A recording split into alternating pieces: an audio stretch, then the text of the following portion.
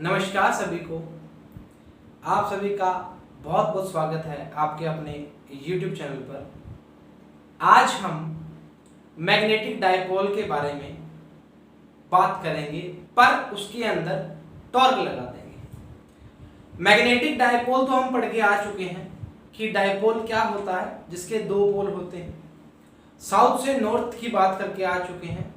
Pole strength और उसकी length का मल्टीप्लिकेशन उसका डायपोल मोमेंट कहलाता है। ये बात हम लास्ट लेक्चर में पढ़ के आ चुके हैं।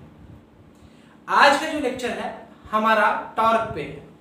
जैसे हम स्टैटिक्स में, इलेक्ट्रोस्टैटिक्स में टॉर्क पे बात करते थे, उसमें क्या बात करते थे, उसमें सिर्फ परपेंडिकुलर डिस्टेंस इनटू फोर्स की बात करते थे। यही बात इसमें करेंगे, बट इसमें जो हमारी बार मैग्नेट है उसका जो पोल है, उसकी जो लेंथ है, उसकी जो पोल स्ट्रेंथ है, उसको हम मेजर करेंगे।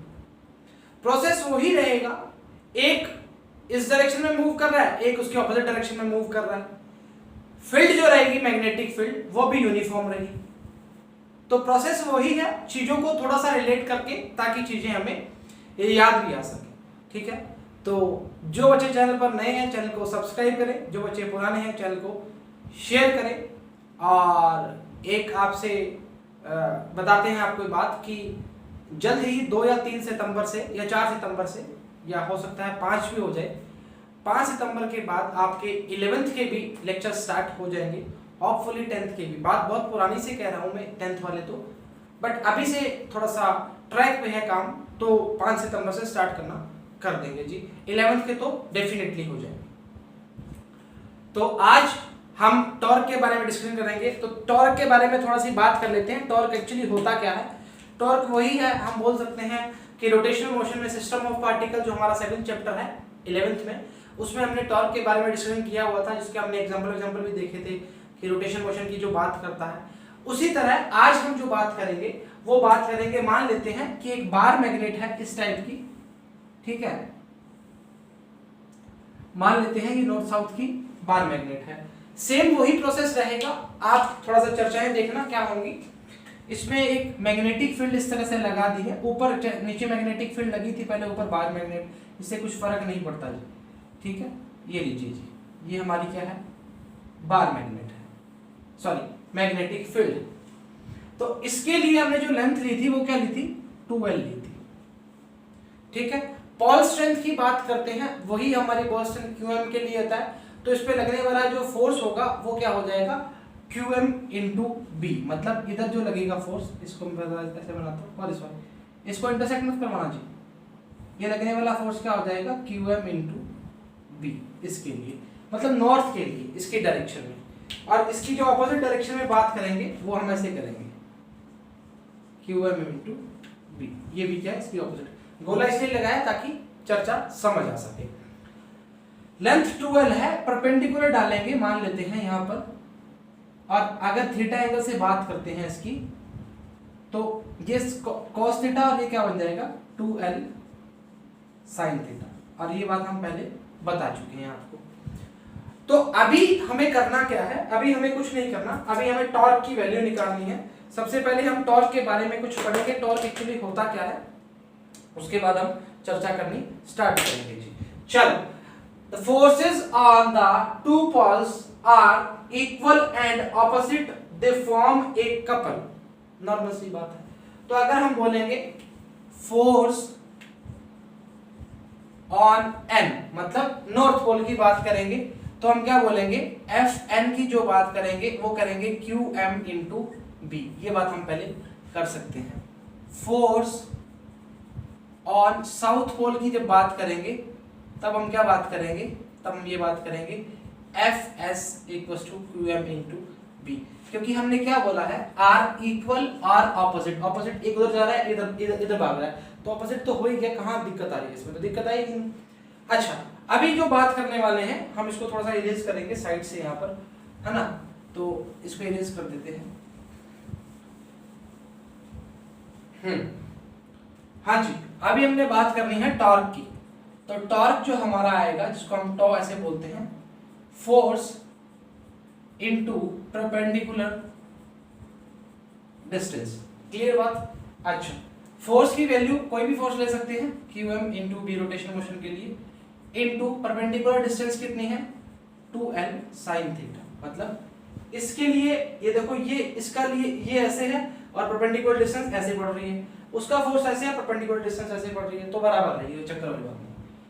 QM इंटू 2L क्या होता है जी, क्या होता है जी, M होता है जी dipole moment, M B sine theta. तो टॉर्क का वैल्यू क्या आ गया M क्रॉस B, टॉर्क का वैल्यू क्या आ गया M क्रॉस B। तो ये हमारा क्या बन गया, टॉर्क आ गया M cross B, sine theta था तो हमने क्या था वेक्टर क्वांटिटी की करके इसको क्या कर दिया, क्रॉस लगा दिया। क्लियर है जी, यहां तक कुछ दिक्कत नहीं होनी चाहिए। चलो ठीक है, वापिस बात कर लेंगे, एक बार मैग्नेट की बात करते हैं, उसमें हम क्या बोलते हैं जी, वही बात बोलेंगे। नॉर्थ साउथ पोल के लिए एक डायरेक्शन में QMB बन गया, एक इस डायरेक्शन बन गया, तो हम क्या साउथ से नॉर्थ की बात करते हैं डाइपोल के लिए, तो उसके लिए हमने लेंथ क्या ले ली 2L ले ली, परपेंडिकुलर डिस्टेंस क्या होगी 2L sin थीटा ले ली। ठीक है जी, अभी इसके लिए एक 3-4 कंडीशंस बन जाती हैं, इसको याद रखने के लिए MB sin थीटा के लिए इरेज करते हैं इसको। वो कंडीशंस क्या बनती है, आज इस पे हम 2-4 न्यूमेरिकल भी देखेंगे ताकि हमारा काम बनना स्टार्ट हो जाए। मतलब हम एक वो भी उस पर चेक करेंगे, करंट लूप के लिए भी चेक करेंगे, जो हमारा डाइपोल आएगा करंट लूप में क्या बनता है। हाँ जी, आइए, जैसे हमने बोला टॉर्क की मैक्सिमम वैल्यू चाहिए, तो मैक्सिमम वैल्यू के लिए हम क्या करेंगे, MB साइन 90 डिग्री रखेंगे, थीटा का वैल्यू कितना रखेंगे 90 डिग्री रखेंगे, तो कितना आ जाएगा 1। तो टॉर्क जो मैक्सिमम मिलेगा हमें वो कितना मिलेगा MB, किसके लिए थीटा 90 डिग्री। अब दूसरी कंडीशन क्या होगी, व्हेन थीटा मिनिमम की बात जब करेंगे तब MB साइन 0 डिग्री, तो टॉ मिनिमम की जब बात आएगी तो कितना आ जाएगा 0 आ जाएगा। ऐसे क्यों लिख रहे हो इसको, ऐसे लिखो ना, 0 आ जाएगा। तो ये थीटा इसमें कितना आएगा जी 0 डिग्री, क्योंकि साइन 0 की वैल्यू कितनी होती है 0 होती है। अब समझिए इस चीज को, इस थीटा का रखने का मतलब क्या होता है जी, कि मैग्नेटिक फील्ड और हमारा जो बार मैग्नेट है या हमारी मैग्नेट है उसके बीच में एंगल जो हमने बनाया था वो कितना है 0 है, मतलब एक दूसरे के ऊपर ही बात कर सकते हैं, 0 बोल सकते हैं। और जब ऐसे स्टैंडिंग घड़ी है तो उसके लिए क्या होगा, परपेंडिकुलर के लिए 90 डिग्री के लिए क्या बोलेंगे मैक्सिमम बात करेंगे। इसमें कोई दोहराई वाली बात नहीं, बचपन से पढ़ते आ रहे हैं इस चीज को, तो इसमें कुछ दिक्कत आएगी भी। इसको इरेज करते हैं, इसमें न्यूमेरिकल पढ़ेंगे जी आज, 3-4 न्यूमेरिकल कर लेंगे तो काम बढ़ना स्टार्ट हो जाएगा। न्यूमेरिकल लेवल के करेंगे, IIT टाइप के कर लेंगे तो ठीक बन जाएगा काम। चलिए अगला करते हैं जी। अभी क्या होता है जी, अब इसके बाद जो हमारा जो हम करने वाले हैं बात, वो पोटेंशियल एनर्जी की बात करने वाली है। होता क्या है जी, जब भी किसी भी टॉर्क की बात करते हैं तो टॉर्क नहीं बोल सकते, किसी भी चीज के लिए बात करते हैं तो उसमें क्या लगता है वर्क डन लगता है। तो वर्क डन के लिए वर्क डन कैसा लग रहा है उसके लिए वो पोटेंशियल एनर्जी कितनी स्टोर्ड करता है, तो उसके लिए वैल्यू फाइंड करते हैं जी। सबसे पहले वैल्यू फाइंड करेंगे potential energy of a magnetic dipole के लिए। जैसे मान लेते हैं कि एक रोटेशन मोशन में एक यूनिफॉर्म फील्ड में एक मैग्नेट पड़ी है, अब उसमें मैंने लगा दिया कि टॉर्क लगा दे, तो टॉर्क के कारण क्या होगा, रोटेशन मोशन स्टार्ट होगा, क्योंकि टॉर्क रोटेशन मोशन कराता है। और हमारा नॉर्मल मोशन की बात करते हैं, उसके लिए हम लीनियर मोशन की बात करते हैं, जिसका हमने नाम लिया हुआ है एक्सेलरेशन नाम दिया हुआ है, उसमें कुछ हमें दिक्कत नहीं है, पता है हमें वो चीजें। अभी पोटेंशियल एनर्जी में क्या बात होती है, होना कुछ नहीं, सिर्फ इतना सा काम होता है कि कितना एंगल से वो मूव किया है, जो हमने एंगल लिया है स्टार्टिंग में वो एंगल क्या बनेगा। जैसे हमने बोला कि स्टार्टिंग का एंगल θ1 था और θ2 तक वो क्या कर गया, मूव कर गया। ये सिर्फ हमने बात बोली है, हमें θ1 θ2 का वैल्यू नहीं पता। जब θ1 θ2 का वैल्यू हमें न्यूमेरिकल में या किसी वैल्यू में गिवन होगा तो हम बता देंगे कि हाँ भाई θ1 की वैल्यू 90 है, θ2 की वैल्यू 0 डिग्री है, चाहे वो cos में चाहे sin में, वो हम चेक कर लेंगे। वो किसके साथ आएगा वो हमारी बात की बात है, पर हमने एक्चुअली किया क्या है, वो टॉर्क ने उस पे कुछ काम किया है, मतलब dw हमारा जो वर्क डन है तो उस फोर्स पे कितने थीटा पर करा गया है, तो वो उसका क्या है पोटेंशियल एनर्जी। क्लियर है, समझ रहे हो। अब इसको थोड़ा थ्योरी में समझते हैं, वो उससे आपको ज्यादा क्लियर हो जाएगा।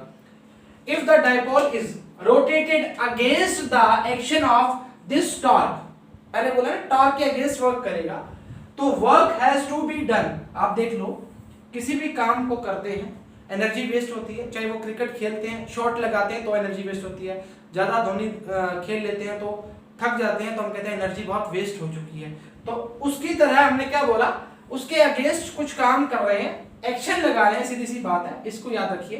तो हमें कुछ काम करना पड़ेगा।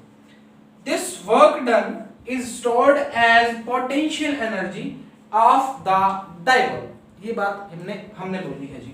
अब इसको हम क्या करते हैं, थोड़ा सा न्यूमेरिकल फॉर्म में चेक करते हैं कि न्यूमेरिकल फॉर्म क्या आएगी इसकी, वो बताते हैं जी आपको। इसको थोड़ा सा इरेज करें, फिर मैग्नेटिक मोमेंट के बारे में बताएंगे, सॉरी आपको वहां करंट लूप के लिए, और उसके बाद कुछ न्यूमेरिकल की बात करना स्टार्ट करेंगे जी। ठीक है, आइए। जैसे हमने बोला जो टो का वैल्यू आता है वो आता है mb sin थीटा। अब मैंने क्या बोला कि किसी भी मैग्नेट के लिए जो एंगल है वो चेंज हो गया। एंगल चेंज होने का मतलब ये नहीं कि एंगल एक जीरो पे और दूसरा चला गया कहीं और ही। एंगल चेंज का मतलब हम बोल रहे हैं, अगर न्यूमेरिकल वैल्यू की बात करेंगे तो हम बोलेंगे कि एंगल या एंगल चेंज θ1 टू θ2, ये बात लिखिए। चेंज का मतलब उसने क्या किया, कुछ काम किया, रोटेशन किया और θ1 से θ2 पर रोटेट हो गया, नॉर्मल सी बात है। तो हमने बोला देन वर्क इज डन। ठीक है, तो वर्क डन के लिए हम क्या बोलेंगे, W इक्वल टू या dW बोलिए जिसको, तो d थीटा, मतलब कितना फोर्स लगा और कितना डिस्प्लेस्ड हुआ। W इक्वल टू Fs लेते हैं ना हम, हमारे जो काइनेमेटिक्स में बात करते हैं तो Fs लेते हैं, मतलब हम उसमें तो क्या लेंगे, टो d थीटा। ठीक है, तो dW टो का वैल्यू क्या है, mb sin theta d theta. Change किस में हो रहा है, θ1 से θ2 में चेंज हो रहा है। तो दोनों तरफ हमें w चाहिए, दोनों तरफ इंटीग्रेट कर दो, 0 से w तक इंटीग्रेट कर देंगे, ये आ जाएगा mb sin theta d theta. Integration कहां से कहां तक, θ1 से θ2 तक। आइए जी आगे, dw का क्या हो जाएगा, w हो जाएगा खचक खचक खचक 0 से w। आइए आगे, mb को बाहर निकालिए, sin थीटा का क्या हो जाएगा, sin थीटा का हो जाएगा जी माइनस cos थीटा। कहां से कहां तक, θ1 से θ2 तक। क्लियर है जी। आइए जी, w अपर लिमिट पुट करें, w माइनस 0, तो इसको लिखेंगे mb minus cos θ2 upper limit, minus minus minus क्या हो जाएगा, माइनस cos θ1 पूरा लिख देते हैं जी। ठीक है, तो क्या आ जाएगा जी, w इक्वल टू माइनस का mb, माइनस अगर बाहर निकाल देते हैं तो काम बनना स्टार्ट हो जाएगा। ऐसे लिख लीजिए, चलो इसको लिख लीजिए mb minus cos θ2 minus cos θ1 plus, sorry. ठीक है, तो क्या लिखेंगे, w equal to mb cos θ1 minus cos θ2। Clear है, sin थीटा का माइनस cos थीटा होता है इंटीग्रेशन, और w equal to mb upper limit minus cos θ2, minus बीच में आता है, माइनस लोअर लिमिट। माइनस का मतलब इन द सेंस ये माइनस का तो हमने माइनस लगा दिया। ठीक है, देन माइनस माइनस क्या हो जाएगा, प्लस हो जाएगा, तो cos θ1 minus cos θ2 equal to क्या आ जाएगा, mb आ जाएगा। ये हमारा क्या आता है जी, पोटेंशियल एनर्जी के लिए जो वर्क डन है वो आ जाएगा। अब इसके लिए भी कंडीशन बन जाती है, वो कंडीशन क्या बनती है, वो कंडीशन सिर्फ इतनी सी बनेगी कि θ1 की वैल्यू कितनी है, 0 डिग्री है तो ये कितना आ जाएगा, 1 आ जाएगा, और इसकी वैल्यू कितनी है, 90 है तो कितना आ जाएगा, 0 आ जाएगा। तो W की वैल्यू क्या हो जाएगी, मैक्सिमम हो जाएगी, क्या हो जाएगी, mb हो जाएगी। क्लियर है जी, उतार सकते हैं, उसके बाद हम मैग्नेटिक मोमेंट की बात करेंगे। अभी हमारा जो है वो है current loop as a magnetic dipole. मतलब एक करंट लूप है वो एक मैग्नेट की तरह बिहेव कर सकता है या बिहेव करता है, या ऐसा कुछ भी बोल सकते हैं। तो लिखा है जी, the magnetic dipole of any current loop is equal to the product of current and loop area. तो इसको अगर हम शो करेंगे m बराबर में i a से शो करते हैं। ये जानना आवश्यक नहीं है, ये जानना जरूरी नहीं है कि शो किससे होता है, जरूरी ये है कि होता क्या है। सबसे पहली बात, मान लो कि एक करंट लूप है इस टाइप से, ठीक है, इसमें जो करंट दौड़ रहा है वो क्लॉकवाइज डायरेक्शन में दौड़ रहा है। ठीक है, तो नंबर ऑफ जो फील्ड लाइंस हैं या मैग्नेट, बार मैग्नेट की हम बात करेंगे, जो मैग्नेट कैसे बिहेव करेगा, तो मान लेते हैं कि ये जो लाइंस हैं मैग्नेटिक फील्ड लाइंस वो इस तरह से पास आउट कर रहे हैं। अब करंट से ये तो डेफिनेटली ये मैग्नेटिक फील्ड बनती है, आर्मस्ट्रांग ने भी बताया। अब होता क्या है जी, ऊपर से हम जब देखते हैं, ऊपर से मतलब देखते हैं, तो हमारा जो करंट दौड़ रहा है वो क्लॉकवाइज दौड़ रहा है। और हम लास्ट चैप्टर्स में पढ़ के आ चुके हैं, मतलब लास्ट क्लासेस में पढ़ के आ चुके हैं कि जब करंट दौड़ता है, करंट किसमें, क्लॉकवाइज डायरेक्शन में दौड़ता है, तो हमारा जो वैल्यू बनता है वो इस टाइप से बनता है। और अगर एंटी क्लॉक की बात करते हैं, तो हमारा जो वैल्यू बनता है वो इस टाइप से बनता है, नॉर्थ की। ये बात तो हमारी बचपन में सुनी हुई है, मतलब इसको बोलेंगे हम क्लॉकवाइज और ये बढ़ेंगे एंटी क्लॉकवाइज, ठीक है। इसके अलावा अगर हम बात करें किसी भी बार मैग्नेट की बात करें, उस बार मैग्नेट में हमने क्या बात करी थी कि वैल्यू जो मैग्नेट होती है वो ऐसे चलती है नॉर्थ से साउथ की ओर, बट हमने क्या बोला था, अंदर जो बनती है वो फील्ड कैसे बनती है, साउथ से क्या बनती है, नॉर्थ की ओर बनती है। अब यहां पर आइए, अब इसमें देखो चक्कर मत खा जाना। चक्कर खाने का मतलब ये नहीं है कि ऊपर से अगर हम देखते हैं तो करंट किस डायरेक्शन में मूव कर रहा है, क्लॉकवाइज। तो करंट क्लॉकवाइज ऊपर से मूव कर रहा है, तो यहां पर क्या बनेगा, नॉर्मल सी बात है सर, साउथ बनेगा, और नीचे क्या बनेगा, नॉर्थ बनेगा। नहीं समझते हो? देखो कि हमने दो कंडीशन की बात करते हैं, आपको सिर्फ पहली कंडीशन पता होनी चाहिए कि क्लॉकवाइज डायरेक्शन में अगर बात कर रहे हैं तो साउथ की बात करेंगे।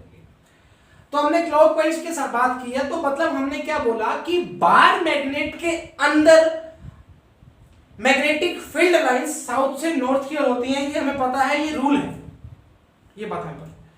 अब हम बोलेंगे कि किसी बार, अभी मान लो कि आपने लूप लिया है, जरूरी थोड़ी है लूप इतना सा हो, लूप अगर मान लो बड़ा लेते हैं और इतना मोटा हो लूप, तो क्या करोगे, बीचों से जाएंगी लाइंस, और बीच में जाने की कंडीशन की लाइन क्या है, साउथ टू नॉर्थ है। और हमारी जो पुरानी कंडीशन बोलती है साउथ से अगर नॉर्थ से जाना है तो भाई हमें ऊपर साउथ बनेगा, तो करंट क्लॉकवाइज जाएगी।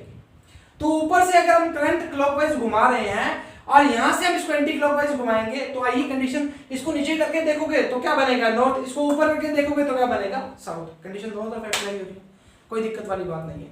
तो ध्यान रखना जी, क्लॉकवाइज में हमारा करंट जो बनेगा, और बनने के बाद करंट जो बनेगा इसका मैग्नेटिक मोमेंट बन जाएगा। मैग्नेटिक मोमेंट के लिए हमने बात कर ही लिया कि मैग्नेटिक मोमेंट की जो बात करते हैं, m इक्वल टू क्या आता है, I इंटू ए, मतलब डाइपोल के लिए जो भी हम बात कर रहे हैं जी, ठीक है जी। ये बात यहाँ पर इरेज करते हैं इसको, तो m equal to I into A हो जाता है। अभी क्या होता है, सबसे पहले चर्चा वाली जो बात होती है वो ये होती है कि आपको करंट की जो इसमें रूल लगता है वो राइट हैंड थंब रूल लगता है। राइट हैंड थंब रूल कैसे लगता है, जैसे मान लो मैं आपको एक चीज देता हूँ, current loop as a magnetic dipole, मतलब इस कारण हमने बोला कि उसमें number of field lines magnetic field lines pass out करने लगी, तो वो जो करंट लूप है वो मैग्नेट की तरह बिहेव करना स्टार्ट कर देगा। ये बात हम बोलते हैं, नॉर्मल सी बात है।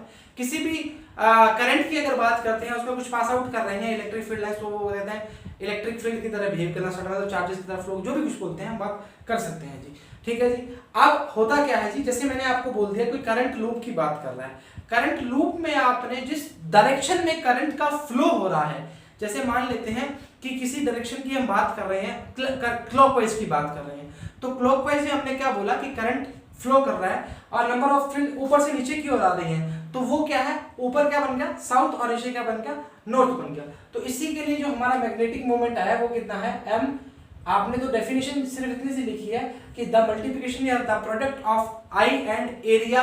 इस एरिया को मतलब एरिया वेक्टर का नाम लेंगे, क्योंकि जो भी हमारी फील्ड लाइन जाती हैं वो क्या जाएंगी, नॉर्मल टू द सरफेस जाएंगी। ध्यान रखना जी, ये ए जो है ये एरिया वेक्टर को बताएगा, थोड़ा सा इसमें कंफ्यूज मत होना। तो m equal to I into A लिखेंगे जी, मैग्नेटिक मोमेंट की जो बात करते हैं जी। तो इस कारण जो मैग्नेटिक मोमेंट है वो क्या करती है, एक बार मैग्नेट की तरह बिहेव करती है जी। चलो जी, अब इसके आगे हम आपको न्यूमेरिकल करवाएंगे, न्यूमेरिकल आपको शो होना स्टार्ट हो जाएंगे। चलो जी, पहला न्यूमेरिकल है a magnetized needle of magnetic movement, मतलब हमारा जो m है वो कितना दिया है, 4.8 × 10⁻⁴ 4.8 इंटू 10⁻⁻12 दिया है, हाँ जी 2 दिया है, 2 दिया है जी, 2 दिया है -2, ठीक है।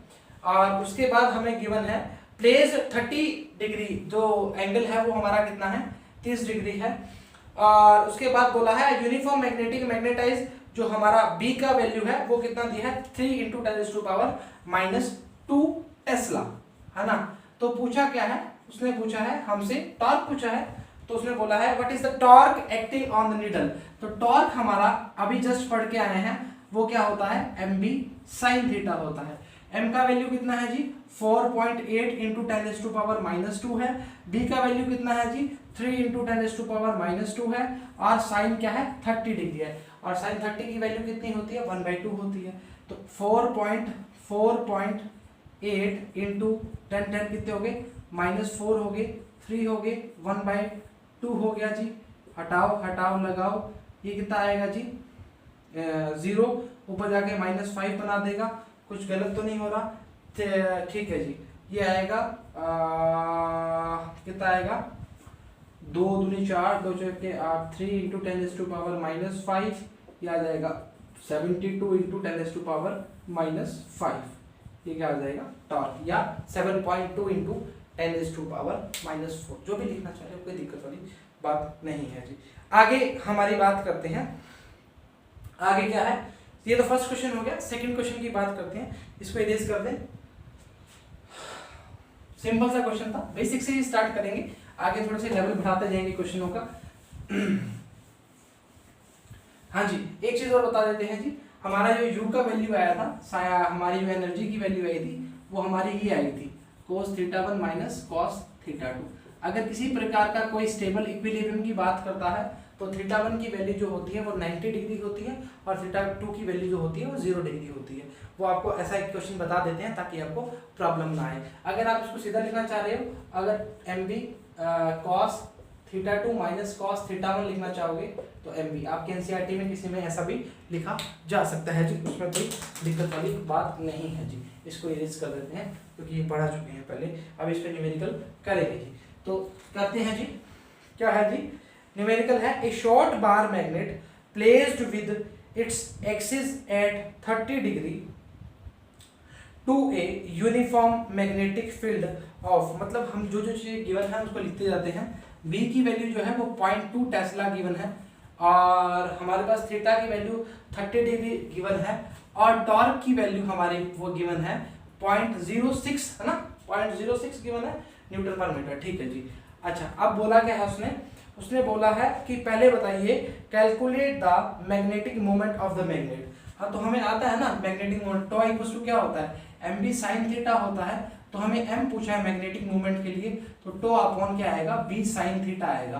तो टॉ की वैल्यू कितनी है जी 0.06 है, b की वैल्यू कितनी है जी 0.2 है, और साइन कितना है 30 डिग्री है, 1/2 ऊपर पलटी मार जाएगा।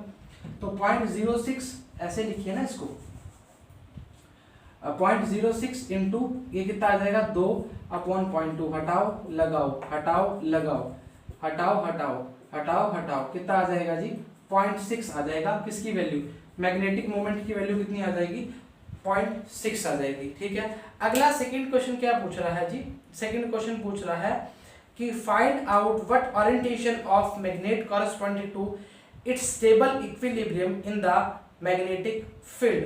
तो ध्यान रखना जी, यूनिफॉर्म मैग्नेटिक फील्ड के लिए कभी भी क्वेश्चन आ जाए आपके लिए, पोटेंशियल एनर्जी पूछी जाए तो उसके लिए लिख देना mb cos theta, mb cos theta. Condition कैसे बनती है बता देते हैं जी, व्हेन, इसके लिए बता देते हैं जब इक्विलिब्रियम की जो स्टेबिलिटी की बात करता है, उसके लिए आपको मैंने फॉर्मूला बताया है कि जैसे हमने बात की थी mb cos θ1 माइनस cos θ2, ये बात करी थी। तो अगर आप cos θ2 माइनस cos θ1 करोगे तो बार आपका क्या आ जाएगा माइनस आ जाएगा, क्योंकि माइनस को आपने बाहर निकाल लिया।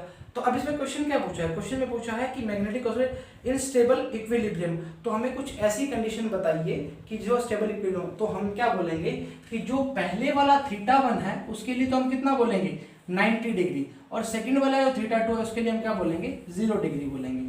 तो मतलब रोटेशन के लिए जो बात करेंगे, अब हमारे वाले फॉर्मूले में आते हैं, u बराबर में क्या था mb cos θ1 माइनस cos θ2, यही बात करी थी। ध्यान रखना ये कंडीशन रहती है इक्विलिब्रियम के लिए, स्टेबल यूनिफॉर्म मैग्नेटिक फील्ड के लिए यही फॉर्मूला रहेगा माइनस mv cos थीटा। हमने w में निकाली तो w क्या होता है, पोटेंशियल एनर्जी तो होता है।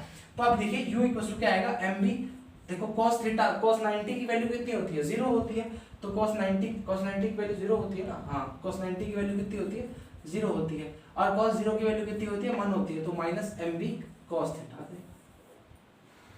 ठीक है।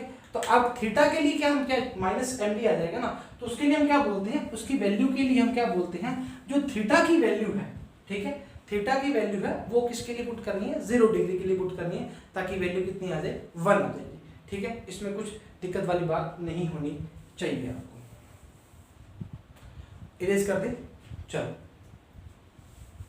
आपको तो इतना याद रखना है कि जो वैल्यू होती है किसके लिए, स्टेबल यूनिफॉर्म मैग्नेटिक फील्ड के लिए बात करते हैं, उसके लिए डायपोल के लिए यूनिफॉर्म मैग्नेटिक फील्ड के लिए जो फार्मूला बनता है u इक्वल टू क्या बनता है mv माइनस का cos थीटा, बस क्लियर बात है। और स्टेबल इक्विलिब्रियम के लिए पोटेंशियल एनर्जी जो मिनिमम होती है उसके लिए थीटा इक्वल टू 0 डिग्री लिखते ही है, मतलब cos थीटा बराबर में 1 लिखते हैं जी। अब थर्ड देखते हैं जी, a planar loop of irregular shape enclosed an area of 7.5 into 10 to power minus 4 meter square and carries a current of 12 ampere. The sense of flow of current appears to be clockwise to an observer. What is the magnitude and what is the direction of the magnetic moment vector associated with the current loop? तो आप देख लेना जी, simple सी बात है, magnetic moment पूछा है, m equal to क्या बोला है, I ये पूछा है। तो I की वैल्यू क्या है, I की वैल्यू हमें गिवन है जी 12 गिवन है, और एरिया वेक्टर की गिवन है 7.5 इंटू 10 टू पावर 4 दिया है, ये वैल्यू हमें गिवन है। तो आप इसको मल्टीप्लाई कीजिए जी, इसको हटाइए लगाइए, और 75 into 12 into 10 to power minus 5, ये हमारा क्या आ जाएगा, मैग्नेटिक मूवमेंट आ जाएगा। अब क्वेश्चन में पूछा है कि direction normal to the plane होनी चाहिए, नॉर्मल टू द सरफेस होनी चाहिए। हमने ये बात पहले भी कर चुकी है, एक बार क्वेश्चन में क्या पूछता है वो बोल देते हैं जी। वो बोल रहा है जी कि current what is the magnitude and the direction of magnetic movement, ठीक है। तो इसमें बोलेंगे नॉर्मल टू द प्लेन आ जाएगा, और उसमें normal to the plane and right hand rule बता रहा है ना, अवे फ्रॉम द लूप, क्योंकि हम राइट हैंड लूप लगाएंगे उसके लिए क्या आ जाएगा, ये वैल्यू निकल जाएगी। क्वेश्चन को वापस बता देते हैं, क्या होता है कि उसमें बोला गया है कि जो वैल्यू है अपीयर्स जो करंट है वो क्या कर रहा है, क्लॉकवाइज करंट मूव कर रहा है। तो कंडीशन सेम जो हमने आपको बताई थी पहले वाला, ऊपर से नीचे हम देख रहे थे, तो डायरेक्शन क्या थी, साउथ टू नॉर्थ की बात कर रहा था। तो वो हमने बोला था आपको एरिया वेक्टर के लिए नॉर्मल टू द प्लेन यहाँ बताया था, वही सेम बात कर रहा है, और इसमें कोई दोहराई वाली बात नहीं। जो जो थ्योरी में पढ़ते हो वही न्यूमेरिकल में आ जाता है, कुछ चक्कर थोड़ी है। चलो ठीक है जी, तो आज के लिए इतना ही करेंगे, और अपना सबका ध्यान रखें, और चैनल को सब्सक्राइब जरूर करें अगर पसंद आता है तो। नहीं पसंद आता तो जो आपके सजेशन है वो हमें बताइए जी, हम क्या उसमें कर सकते हैं, वो आपके लिए हम करने के लिए तत्पर हैं। और अपना प्यार साथ बनाए रखें, चैनल को सब्सक्राइब करें, चैनल की वीडियोस जैसे भी आपको प्रॉब्लम लगते हैं तो बता सकते हैं टेलीग्राम इंस्टाग्राम पर, और रेगुलर लेक्चर आते रहेंगे। वो आपको बता दिया 5 से 6 तारीख को हमारे 11th की भी स्टार्ट कर देंगे हम, उम्मीद करते हैं कि स्टार्ट हो जाए और दुआ करना हो जाए, ठीक है। और इसलिए तो आज के लिए इतना ही करते हैं, चैप्टर को पढ़े, और कल से हम थोड़ा इसका थ्योरी वाला पोर्शन आगे वाला कंप्लीट करना स्टार्ट करेंगे। चलो आज के लिए इतना ही, जय हिंद, वंदे मातरम।